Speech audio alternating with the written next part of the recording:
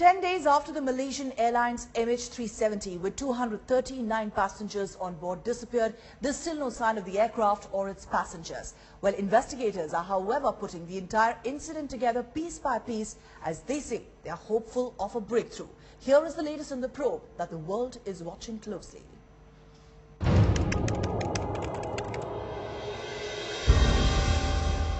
These were the last words out of flight MH370's cockpit.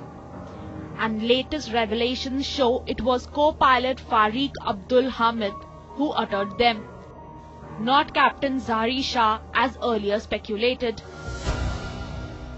The residence of the young co-pilot was the center of probe again. After the informal nature of the utterance, instead of the more formal acknowledgement, hardened further the suspicions of hijacking or sabotage.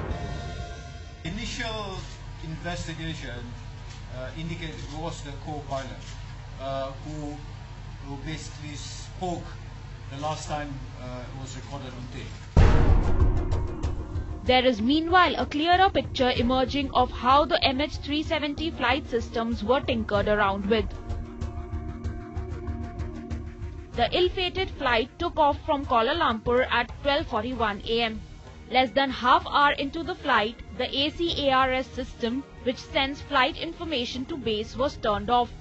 12 minutes later, the last voice communication came from the aircraft. 2 minutes later, the transponders were turned off. An ACARS transmission was due at 1:37 am, but of course it never came. 93 minutes into the flight, the aircraft disappeared from the radar. Experts say the flight had enough fuel to fly another 5.5 hours.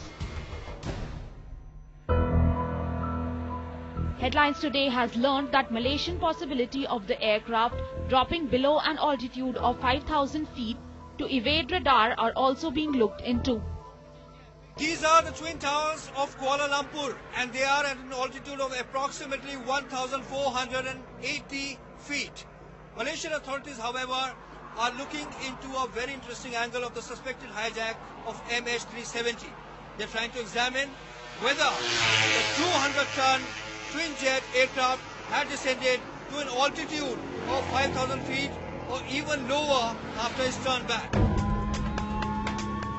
Meanwhile, even as INS Kesari, one of the Indian warships involved in the search and rescue mission, returned to base at Port Blair, Indian authorities are clearly displeased with claims by some Malaysian officials that the aircraft could have used runways at the Andaman and Nicobar Islands to land.